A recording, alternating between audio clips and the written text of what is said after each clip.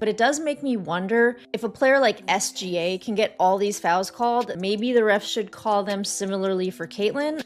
Because if the players defending Clark know that they're going to get a whistle every time they hand check her or cover her physically, they will probably do it a lot less. And I get it, you're trying to neutralize this player, but we've entered the realm of player safety here, and Caitlin Clark, who has now gone out for a third time, so I think that this needs to be reassessed. You wouldn't believe it unless you saw it unravel game by game, quarter by quarter, foul by foul. But now, the whispers are too loud to ignore, the narrative too obvious to dismiss.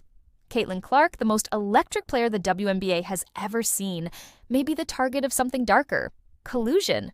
Yes, you heard that right. The delusional fan base disrespected the WNBA players by saying she's going to go in that league and tear it apart. These people are so disrespectful and so unknowledgeable and so stupid. And Diana said it best. This kid's in for a rude awakening. This kid's on the wrong team. She's got the wrong skill set to handle the physicality of that league. She's just not built for the physicality of this league. Caitlin's coming. There's more than just that are coming. What will the league have in store for them when they get there? Look, SVP, reality is coming. From the moment she stepped foot on a WNBA court, Caitlin Clark brought with her a tidal wave of attention, ratings, and revenue. Sold out arenas, national TV deals, merch flying off shelves. She didn't just arrive. She transformed the entire ecosystem of women's basketball overnight. But instead of being embraced by the league she uplifted, she's been targeted. And now, fans and insiders alike are starting to connect the dots. The fouls that weren't. Let's go back. Game after game, Clark has taken hits. Hard hits. Clotheslines, elbows, flagrant body checks. And most stunning of all, no whistles, no techs, no ejections, no protection. It's become so common, it's almost routine. One brutal shot to the ribs by Chennedy Carter made waves across the sports world. But how did the league respond? Silence, no suspension, no fine, no clear statement. Just vague, we're looking into it, PR talk. The announcers here are saying, of course, Marina Mabrey is going to get ejected because that was unwarranted. She literally came out of nowhere and chucked Caitlin Clark. There should be a flagrant one, of course, on J.C. Sheldon because she swiped her and hit her in the eyeball. Whether it is intentional or not, you can still have a flagrant a flagrant foul called on you, whether you are trying to intentionally hurt somebody or not. But this is what they called, you guys. This is what they called. Caitlin Clark, Marina Mabrey, Tina Charles were assessed with technical fouls on Tuesday. Caitlin, Marina, and Tina Charles. Technical fouls. That's it. Technical fouls. That's it. And J.C. Sheldon was assessed with a flagrant 1 foul, and no players were ejected. Meanwhile, fans on social media, millions of them, have seen the same thing. Other players seem to get immediate protection, but when it's Caitlin Clark getting bulldozed, it's just part of the game. On from some of the league's biggest names. WNBA veterans like Diana Taurasi and Aja Wilson have gone out of their way to downplay Clark's impact. From passive-aggressive interviews to outright shade, the message is clear. She hasn't earned her spot yet. But is that really what this is about? Sources close to former players say the animosity isn't just personal, it's political. Clark didn't come up through the old guard. She didn't play their style. She doesn't speak their language. She represents a new era, and some aren't ready to hand over the torch. In fact, one anonymous executive reportedly said, there are people in this league who would rather lose ratings than let Caitlin Clark become the face of it. Caitlin Clark and the Indiana Fever are the best gift that the WNBA has ever had. I mean, and the fans that show up and pack that place, I mean, sell out crowds every time Caitlin Clark plays. It's so great for Indiana, but it's good for the WNBA. But how dare you accuse our fans, the Hoosiers that show up at these games, being racist when they're not? I mean, that was just a opposing player who hates Caitlin Clark.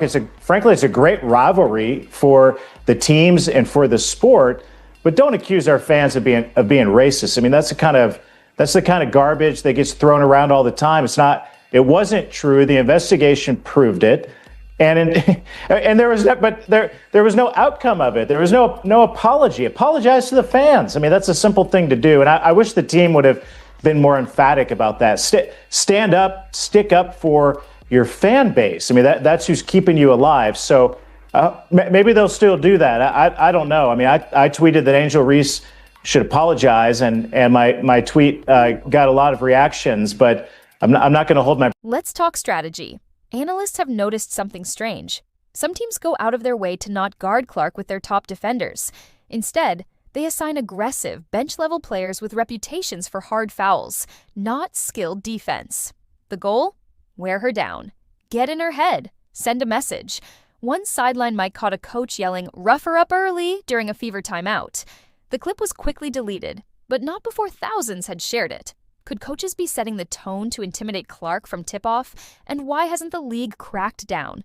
Here's where it gets deeper. Multiple missed calls, blown travel violations on opponents, offensive fouls on Clark that seem questionable at best. One particular stat shocked fans. Clark led all rookies in offensive fouls halfway through the season, despite averaging fewer drives to the rim than most top guards. Coincidence? Or something more sinister? Veteran referees with long careers are suddenly missing games involving Clark's Fever squad. Instead, inexperienced officials are assigned, and the whistle seems very one-sided.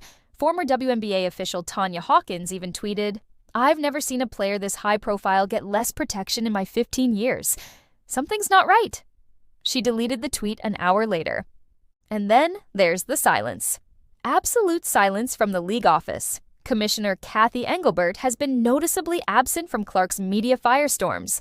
No press conference, no defense of the league's most valuable player in terms of ratings, no support. Contrast that to past years when injuries or player mistreatment were met with swift public responses. With Caitlin, a shrug. Is it because she doesn't fit the league's long-established brand? Because she brings in a new audience?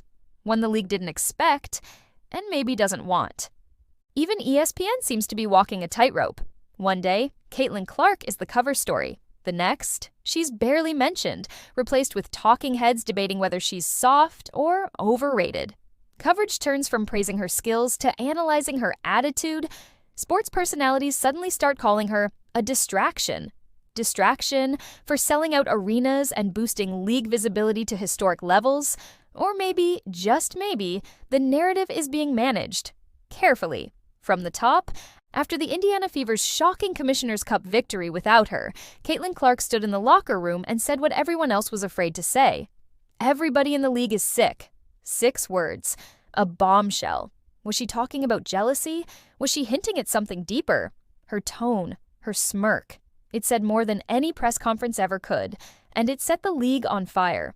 Whispers have started inside the Fever locker room. Teammates speak cryptically about learning the hard way and earning everything. One veteran player allegedly told a reporter off the record, "This league doesn't give Caitlin anything easy. It's intentional. Even opposing players have started to shift." A rookie from another team was overheard saying, "If they're going to target her, I'm not getting in line for that. That ain't right." Now here's the billion-dollar question. Why? Why would the league bite the hand feeding it? Is it fear of change? A desperate attempt to protect legacy players? Or something more systemic? An unwillingness to let the spotlight shift towards someone who doesn't fit their tightly controlled image of what a WNBA star should be? Whatever the reason, the evidence is mounting, and fans aren't blind. Social media is ablaze with accusations. Protect Caitlin is trending daily. Sports talk shows are demanding answers. Even former NBA players are weighing in. If this is a smear campaign, it's backfiring, because every foul, every missed call, every cold shoulder is turning Caitlin Clark into something more than a rookie phenom. She's becoming a symbol of change, of resilience, of someone who won't be silenced. And guess what? She's just getting started. If you believe Caitlin Clark deserves better, that the WNBA must answer for this silence, comment below. We see you, Caitlin. Like, share, subscribe. This is She Can Hoop Too, and we speak truth, even when they won't.